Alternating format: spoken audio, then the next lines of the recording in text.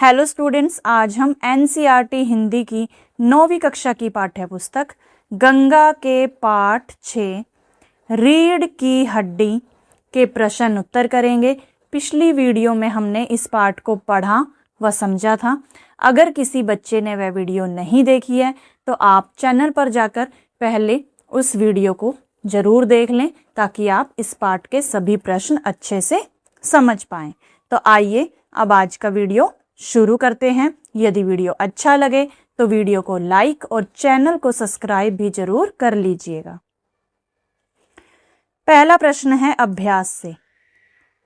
रचना से संवाद, मेरे उत्तर मेरे तर्क। निम्नलिखित प्रश्नों के सटीक उत्तर चुनिए और यह भी बताइए कि आपको ये उत्तर उपयुक्त क्यों लगते हैं। तो यहाँ पर आपको प्रश्न दिए गए हैं और उनके 4 ऑप्शंस यानी कि विकल्प दिए गए हैं। तो आपको जो भी इस प्रश्न का सही उत्तर लगता है उसे आपको चुनना है और अपने उत्तर चुनने का कारण बताना है कि आपको ये उत्तर सही क्यों लगता है। तो पहला प्रश्न है, एकांकी रीढ़ की हड्डी का शीर्षक किसका प्रतीक है? शरीर के एक आवश्यक अंग का, व्यक्ति की ऊंचाई के आधार का, आत्मसम्मान और नैतिक दृढ़ता का, या शारीरिक शक्ति और परिश्रम का। तो सही उत्तर क्या है? वो है आत्मसम्मान और नैतिक दृढ़ता का। यानी रीढ़ की हड्डी शीर्षक जो है वो आत्मसम्मान और नैतिक दृढ़ता का प्रतीक है। यानी ऑप्शन ग हमारा इस प्रश्न का उत्तर सही रहेगा। ठीक है, और कारण है कि यह शीर्षक केवल शरीर की रीढ़ की हड्डी की बात नहीं करता बल्कि व्यक्ति के साहस, आत्मसम्मान और सच्चाई पर डटे रहने का प्रतीक है। उमा समाज की गलत परंपराओं के सामने झुकती नहीं, इसलिए वही इस एकांकी की असली रीढ़ की हड्डी है। अगला प्रश्न है, रीढ़ की हड्डी एकांकी में किस पर व्यंग्य किया गया है? पात्रों की निर्धनता और लाचारी पर, पात्रों की भाषा और हास्य पर, विवाह और अशिक्षा पर, या समाज की अनुचित मान्यताओं पर। तो इस प्रश्न का जो सही उत्तर है वो है समाज की अनुचित मान्यताओं पर, यानी कि ऑप्शन घ। ठीक है, और कारण क्या है? इस एकांकी में उन पुरानी सोचों पर व्यंग्य किया गया है जहां लड़कियों को केवल सुंदरता और घरेलू कामों से आंका जाता था, परखा जाता था। उनकी शिक्षा और भावनाओं का सम्मान नहीं किया जाता था। फिर अगला प्रश्न है, घर जाकर जरा यह पता लगाइएगा कि आपके लाडले बेटे की रीढ़ की हड्डी भी है या नहीं। यह वाक्य शंकर की किस छवि को उजागर करता है? नैतिक साहस की कमी और चारित्रिक दुर्बलता को, अनुभव और विवेक की कमी को, चारित्रिक दृढ़ता और शारीरिक दुर्बलता को, या उदासीनता और एकाकीपन को। तो सही उत्तर है नैतिक साहस की कमी और चारित्रिक दुर्बलता। ठीक है, यानी कि ऑप्शन क। और कारण क्या है इसका? कि उमा के इस कथन से पता चलता है कि शंकर में सच बोलने और सही बात का साथ देने का साहस नहीं है। वह अपने पिता की गलत सोच के सामने चुप रहता है, इसलिए उसे बैकबोन यानी नैतिक दृढ़ता से, आत्मविश्वास से रहित कहा गया है कि उसमें आत्मविश्वास और नैतिक दृढ़ता की कमी है। अगला प्रश्न है, जी हाँ मैं कॉलेज में पढ़ी हूँ, मैंने बीए पास किया है। उमा की दृष्टि में शिक्षा प्राप्त करने का सही अर्थ है बड़ी बड़ी डिग्री प्राप्त करना, कॉलेज में पढ़ना और नौकरी पाना, माता पिता और पति को प्रसन्न रखना, या आत्मबल और स्वतंत्र विचार रखना। तो इसका उत्तर है आत्मबल और स्वतंत्र विचार रखना, यानी कि ऑप्शन घ। और कारण क्या है ये उत्तर चुनने का? कि उमा के अनुसार शिक्षा का अर्थ केवल डिग्री लेना नहीं है बल्कि अपने अधिकारों को समझना, आत्मसम्मान रखना और गलत बातों का विरोध करना है। फिर अगला प्रश्न देखिए, गोपाल प्रसाद और राम स्वरूप में क्या क्या समानताएं हैं? ये दोनों में ऐसी कौन सी बातें हैं वो जो सेम हैं, एक जैसी हैं? तो दोनों ही प्रगतिशील हैं और रूढ़ियों को नकारते हैं। दोनों दिखावे और परंपरा के शिकार हैं। दोनों शिक्षा और रूढ़ियों के समर्थक हैं, या दोनों संगीत और स्वादिष्ट भोजन के प्रेमी हैं। तो सही उत्तर है कि दोनों दिखावे और परंपरा के शिकार हैं। ठीक है, यानी कि ऑप्शन ख। और उत्तर चुनने का कारण है कि रामस्वरूप और गोपाल प्रसाद दोनों समाज की पुरानी सोच और दिखावे में फंसे हुए हैं। एक लड़की की पढ़ाई छिपाता है और दूसरा पढ़ी लिखी लड़की को पसंद नहीं करता। अगला प्रश्न है, इस एकांकी की संवाद शैली मुख्यतः कैसी है? औपचारिक और शुष्क, स्वाभाविक और व्यंग्यपूर्ण, काव्यात्मक और प्रश्नात्मक, या भावुक और संक्षिप्त? तो इस एकांकी की संवाद शैली यानी जो बातचीत इस एकांकी में वो करते हैं तो उसकी शैली कैसी है? तो वो है स्वाभाविक और व्यंग्यपूर्ण, यानी कि ऑप्शन ख। ठीक है, और कारण क्या है इस उत्तर को चुनने का कि एकांकी के संवाद सामान्य बोलचाल की भाषा में हैं और उनमें समाज की बुरी सोच पर तीखा व्यंग्य किया गया है।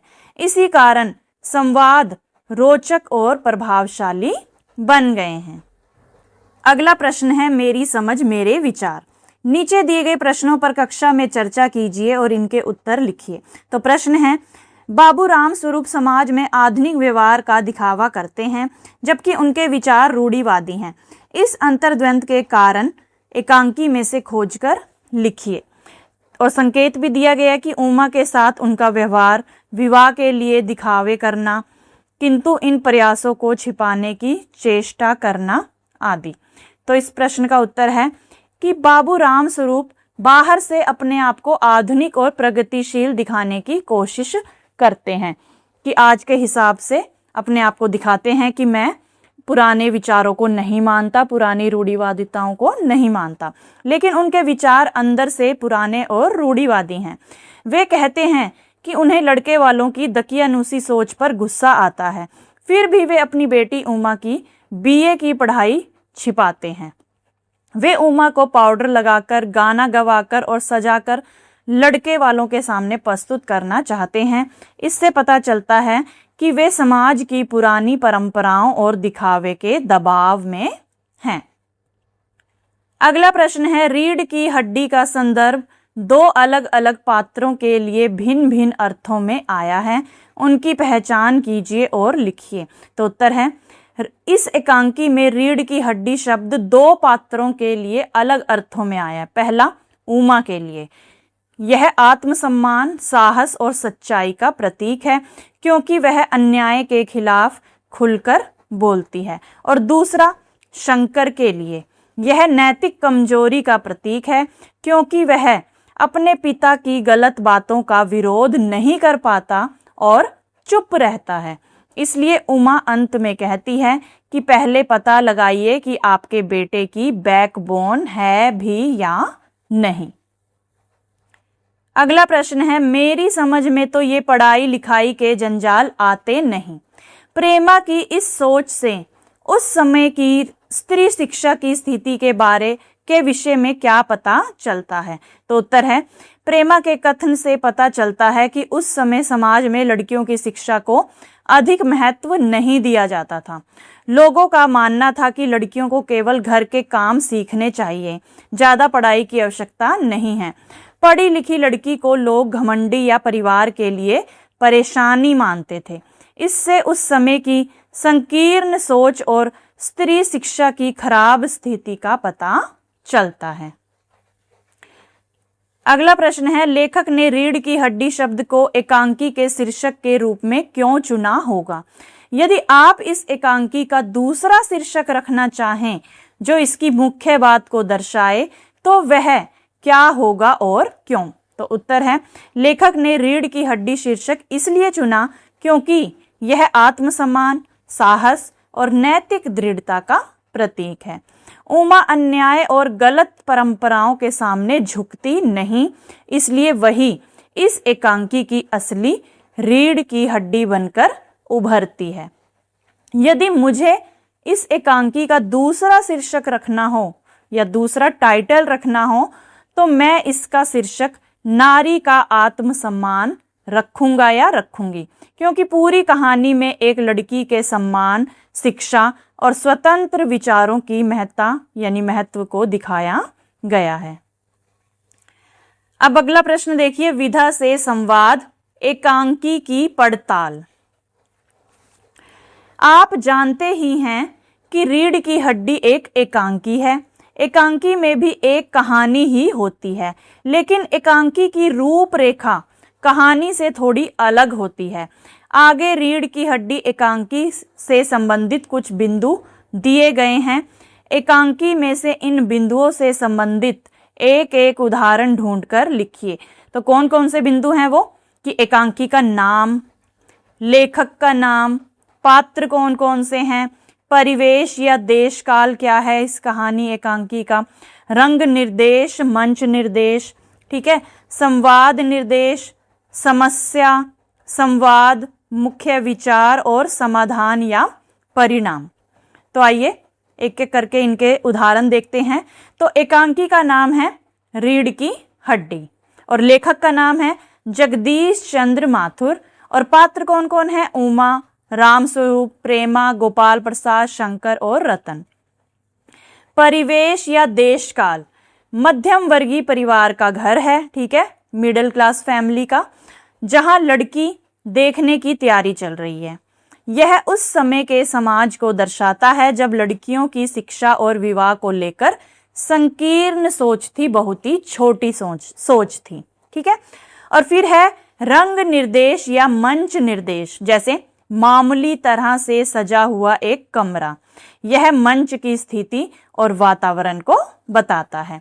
फिर है संवाद निर्देश। संवाद निर्देश यानी कि चौंक कर, गुस्से में, धीरे आवाज में ये बताते हैं कि पात्र को किस भाव से संवाद बोलना है, कि इसी से पता चलता है कि पात्र को अपने संवाद, अपने डायलॉग्स जो हैं वो किस भाव में बोलने हैं, गुस्से में बोलने हैं, चौंक कर बोलने हैं, धीरे आवाज में बोलने हैं, ठीक है। फिर है समस्या। समाज की रूढ़िवादी सोच, ठीक है, जो इस एकांकी की समस्या है, जिसमें लड़कियों को वस्तु की तरह परखा जाता है और उनकी शिक्षा को महत्व नहीं दिया जाता।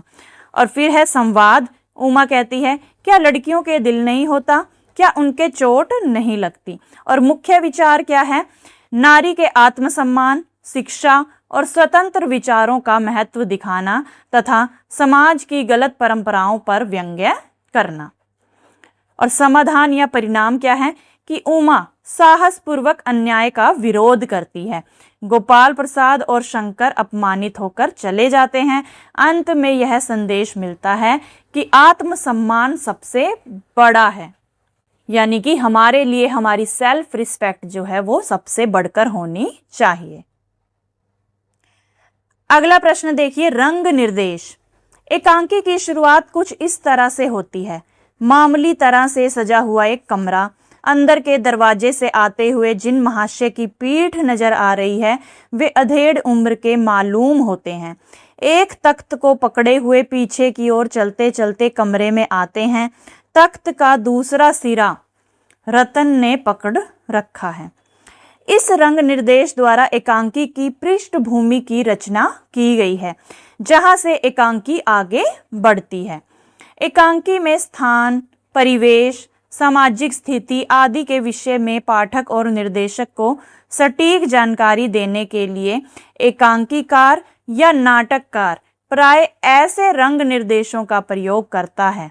मंचन के समय निर्देशक के पास यह छूट होती है कि वह देश, काल और वातावरण के अनुसार मंच सज्जा यानी मंच को सजाए, प्रकाश, पात्रों के वस्त्र आदि में आवश्यक परिवर्तन कर सकता है। अब इस एकांकी को कक्षा में प्रस्तुत करने का समय है, कि इस पूरे नाटक को आपको कक्षा में प्रस्तुत करना है, प्रेजेंट करना है। अपने समूह के साथ मिलकर एकांकी के किसी एक दृश्य का चुनाव कीजिए, कि अपने समूह, अपने ग्रुप के साथ इस एकांकी के किसी भी एक दृश्य को, सीन को आप चुन सकते हैं और उसकी तैयारी कीजिए और कक्षा में उसे प्रस्तुत कीजिए। संकेत दिया गया है कि समूह बनाइए और उचित हाव भाव द्वारा उस दृश्य का अभिनय कीजिए, एक्ट कीजिए। ठीक है, और आप अपनी आवश्यकता के अनुसार दिए गए रंग निर्देश में परिवर्तन भी कर सकते हैं। तो हमारे समूह ने वह दृश्य चुना जहां उमा अंत में समाज की गलत सोच का विरोध करती है। ठीक है, तो ये वाला सीन चुना, जैसे मान लीजिए आपके ग्रुप ने। ठीक है, तो मंच सज्जा क्या है, कमरे में तख्त रखा हुआ है, कुर्सी, मेज, चाय की ट्रे रखी जाएगी। ठीक है, और पात्रों के वस्त्र उमा के होंगे सादे कपड़े और चश्मा, राम स्वरूप धोती कुर्ता, गोपाल प्रसाद छड़ी के साथ पारंपरिक कपड़े। ठीक है, और अभिनय एक्ट कैसे करेंगे, गोपाल प्रसाद घमंडी भाव दिखाएंगे, शंकर डरपोक दिखाई देगा और उमा आत्मविश्वास के साथ अपने विचार रखेगी। और संदेश क्या मिलेगा कि इस दृश्य से यह सीख मिलती है कि लड़कियों का भी आत्मसम्मान होता है और उन्हें वस्तु की तरह नहीं परखना चाहिए। अगला प्रश्न है मेरी टिप्पणी। जी हाँ, जाइए, जरूर चले जाइए, लेकिन घर जाकर जरा यह पता लगाइएगा कि आपके लाडले बेटे की रीढ़ की हड्डी भी है या नहीं, यानी बैकबोन। उपर्युक्त वाक्य को ध्यान से पढ़िए। ठीक है, उपर्युक्त वाक्य यानी ऊपर दिए गए वाक्य को। यह वाक्य उमा द्वारा शंकर पर की गई एक टिप्पणी है, कि यानी उसने शंकर के बारे में अपनी राय दी है, अपनी टिप्पणी दी है, जो एक व्यंग्य की तरह है। व्यंग्य किया जा रहा है उस पर। टिप्पणी किसी व्यक्ति, विषय या घटना पर व्यक्त की गई एक संक्षिप्त राय, स्पष्टीकरण या विचार होता है। ठीक है, आपकी परीक्षा में आ सकता है कि टिप्पणी किसे कहते हैं, कि टिप्पणी किसी व्यक्ति, विषय या घटना पर व्यक्त की गई एक संक्षिप्त राय, स्पष्टीकरण या विचार होता है। यह किसी के विषय में महत्वपूर्ण जानकारी देने, किसी मुद्दे पर नया दृष्टिकोण प्रस्तुत करने या किसी संदर्भ पर विचारों की अभिव्यक्ति होती है, जो पाठक को उस विषय पर एक नया दृष्टिकोण देती है। टिप्पणी की कुछ विशेषताएं। टिप्पणी की क्या क्या विशेषताएं होती हैं? सबसे पहले संक्षिप्तता। इसमें विषय के मुख्य बिंदुओं को कम शब्दों में प्रस्तुत किया जाता है, कि जो भी विषय के टॉपिक के मुख्य बिंदु होते हैं उन्हें कम से कम शब्दों में प्रस्तुत किया जाता है। और स्पष्टता, दूसरा है स्पष्टता। भाषा सरल, स्पष्ट और तर्कपूर्ण होनी चाहिए, कि भाषा सरल होनी चाहिए और स्पष्ट होनी चाहिए, तर्कपूर्ण होनी चाहिए, ताकि पाठक को समझ में आए। फिर है व्यक्तिपरकता। इसमें व्यक्ति के विचारों और सुझावों को शामिल किया जाता है। अब आप उमा द्वारा शंकर के लिए कही गई उपयुक्त बात पर अपने विचार प्रस्तुत करते हुए इस पर एक संक्षिप्त टिप्पणी लिखिए।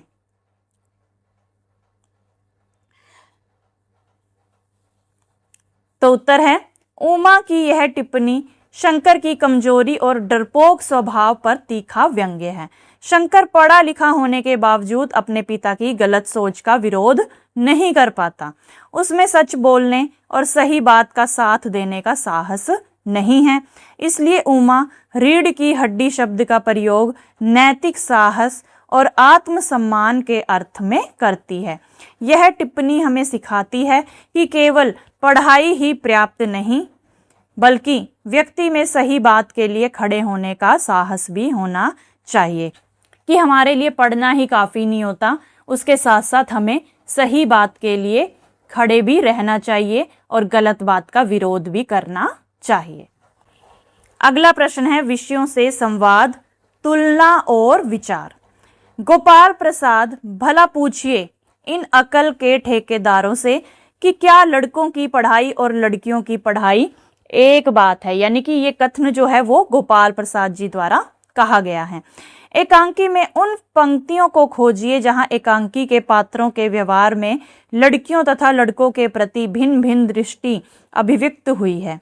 अब यह भी लिखिए कि आप इस भिन्नता को किस प्रकार समझते हैं। ठीक है, तो उत्तर दिया गया है यहाँ पर कि एकांकी में कई जगह लड़कों और लड़कियों के प्रति अलग सोच दिखाई गई है, जैसे हमें ज्यादा पढ़ी लिखी लड़की नहीं चाहिए और लड़कों की पढ़ाई और लड़कियों की पढ़ाई एक बात है। कि ये प्रश्न पूछा गया है कि लड़कों की पढ़ाई और लड़कियों की पढ़ाई क्या एक बात है, एक जैसा समझना चाहिए उनकी पढ़ाई को।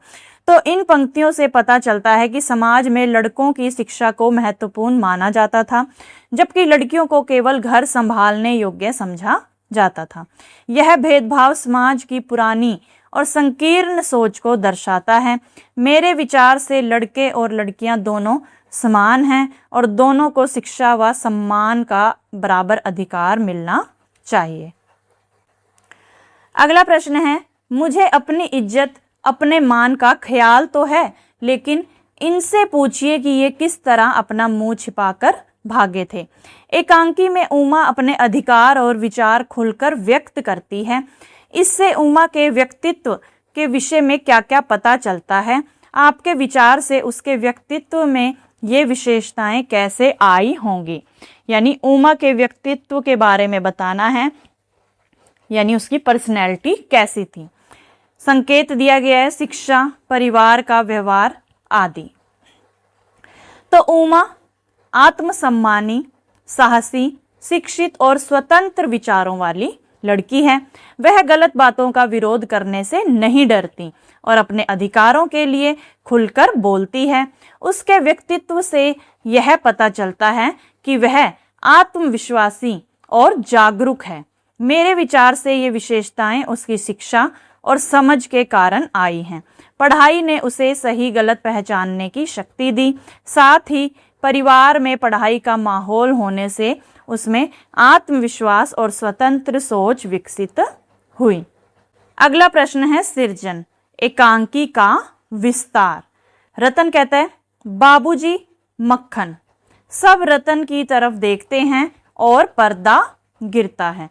एकांकी के अंत में रतन कहता है बाबूजी मक्खन और पर्दा गिर जाता है। लेकिन इस संवाद से एकांकी का अंत क्यों किया होगा?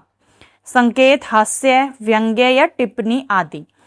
तो लेखक ने इस संवाद से एकांकी का अंत इसलिए किया ताकि अंत में हल्का हास्य और व्यंग्य पैदा हो सके।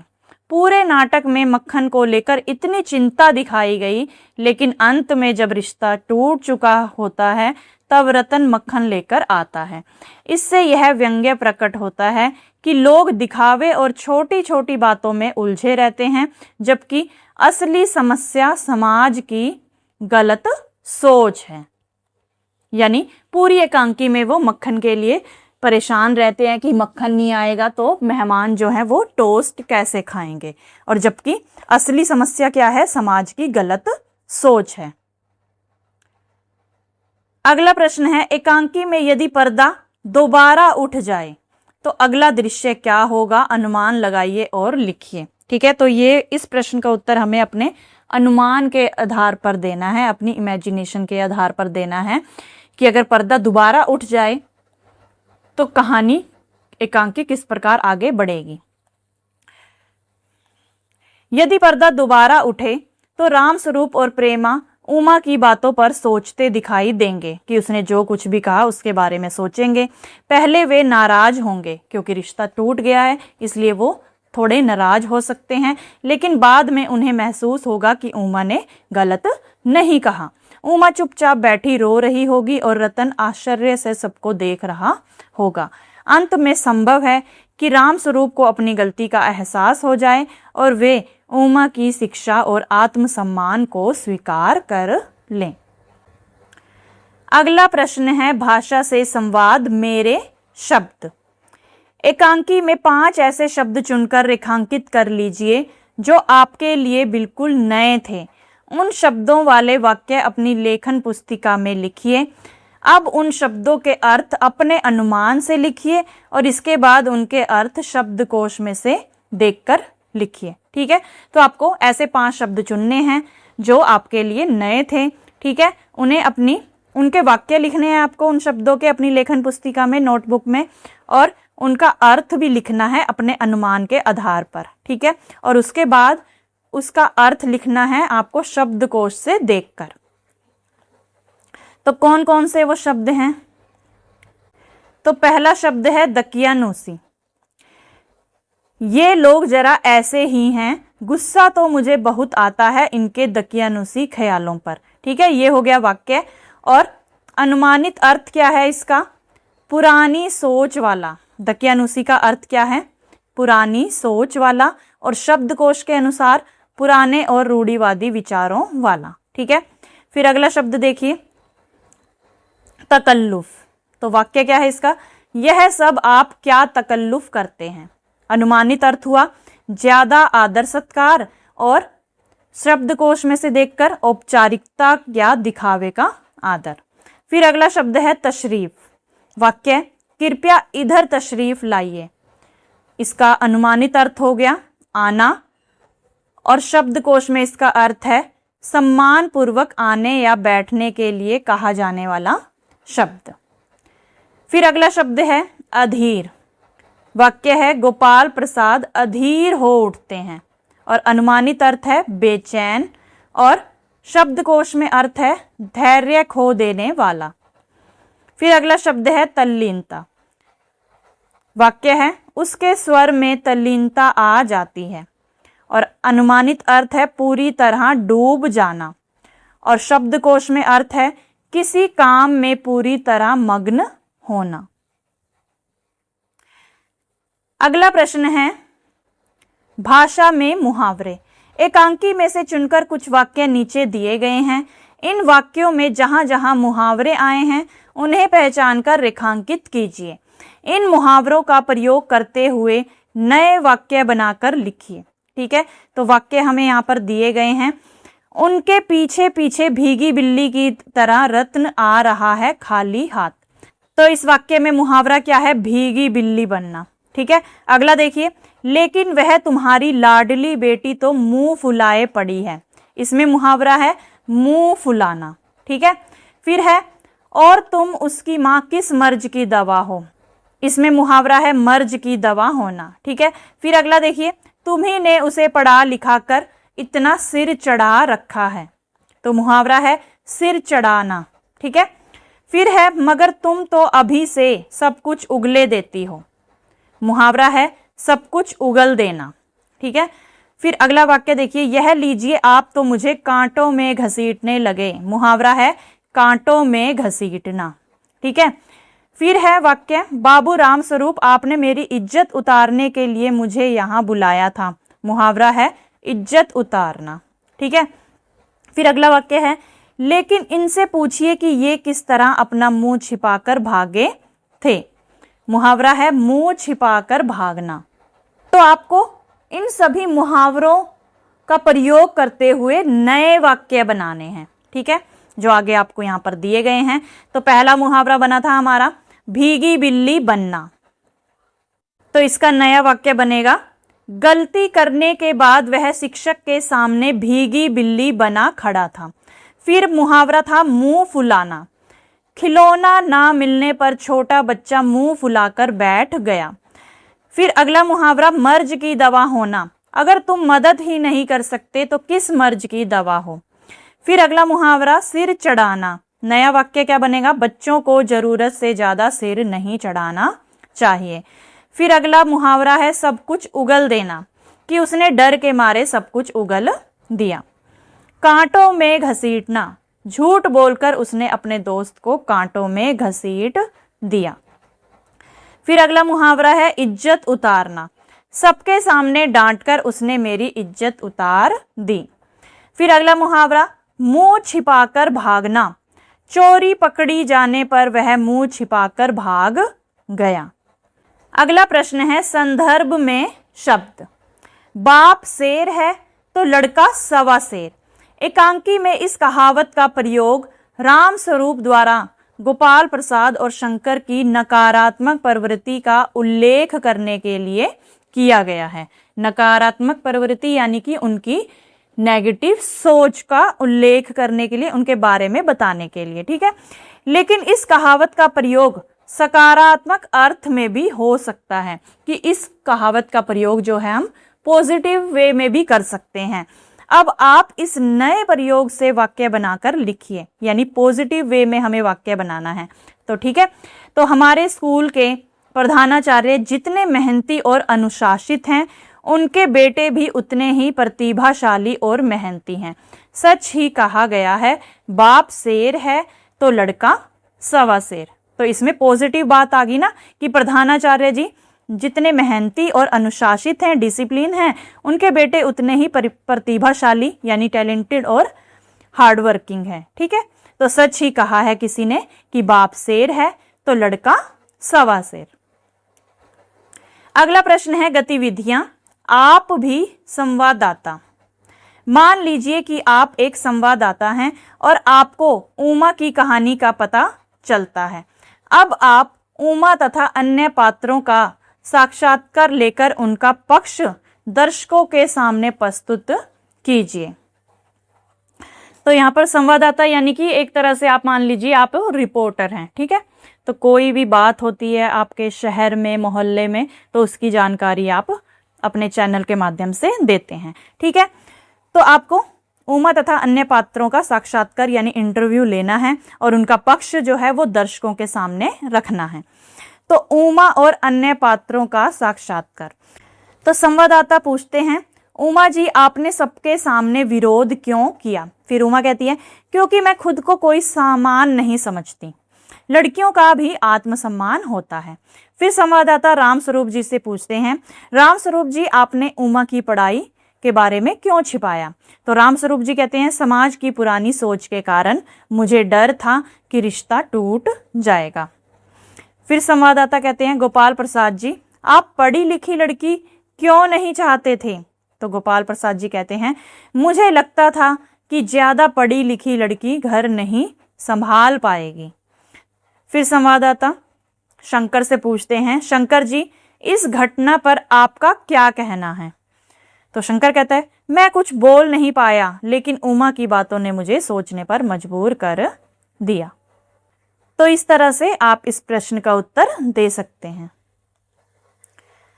अगला प्रश्न देखिए, मान लीजिए कि आप उमा के घर से रिपोर्टिंग कर रहे हैं जब उसके घर में शंकर आया था। इस पूरे घटनाक्रम को जीवंत प्रसारण यानी लाइव रिपोर्ट की तरह प्रस्तुत कीजिए। ठीक है, तो उस पूरी घटना का लाइव रिपोर्ट इस तरह से है। नमस्कार दर्शकों, मैं इस समय उमा के घर के बाहर मौजूद हूं, जहां लड़की देखने का कार्य चल रहा है। घर के अंदर मेहमानों के स्वागत की तैयारियां की गई हैं। लड़के वाले उमा को परख रहे हैं। उससे गाना गवाया जा रहा है और उसके गुण पूछे जा रहे हैं। लेकिन अब माहौल अचानक बदल गया है। उमा ने समाज की पुरानी सोच का खुलकर विरोध किया है। उसने कहा है कि लड़कियां कोई वस्तु नहीं हैं जिन्हें पसंद या नापसंद किया जाए। उसके शब्दों से घर में सन्नाटा छा गया है। लड़के वाले नाराज होकर घर से निकल रहे हैं। यह घटना समाज की रूढ़िवादी सोच पर एक बड़ा सवाल खड़ा करती है। अब अगला प्रश्न है भाषा संगम। मक्खन वाले की दुकान दूर है। नीचे मक्खन शब्द के लिए संविधान की 8वीं अनुसूची में सम्मिलित कुछ भारतीय भाषाओं में प्रयुक्त शब्दों की सूची दी गई है। ठीक है, तो मक्खन को अलग अलग भाषाओं में क्या कहा जाता है, तो वो सभी नाम यहाँ पर दिए गए हैं। जैसे हिंदी में मक्खन, संस्कृत में नवनीतम है, पंजाबी में मक्खन। ठीक है, तो ये सभी नाम जो दिए गए हैं इन्हें आप यहाँ से पढ़ सकते हैं। ठीक है, और इन्हें आप जरूर पढ़ लीजिएगा। और इनके अतिरिक्त यदि आप मक्खन शब्द को किसी और भाषा में भी जानते हो तो उस भाषा में भी लिखिए। जैसे अंग्रेजी में कहते हैं बटर, भोजपुरी में मक्खन, राजस्थानी में मक्खन और हरियाणवी में भी मक्खन। ठीक है, और उपयुक्त वाक्य को अपनी मातृभाषा में भी लिखिए। उपयुक्त वाक्य यानी कि इस वाले वाक्य को कि मक्खन वाले की दुकान दूर है। तो मान लीजिए अगर आपकी मातृभाषा अंग्रेजी है, ठीक है, तो आप लिखेंगे the butter shop is for away. ठीक है, और भोजपुरी में लिखेंगे मक्खन वाला दुकान दूर बा। ठीक है, तो इस तरह से आप इस प्रश्न का उत्तर दे सकते हैं। अगला प्रश्न है खोजबीन।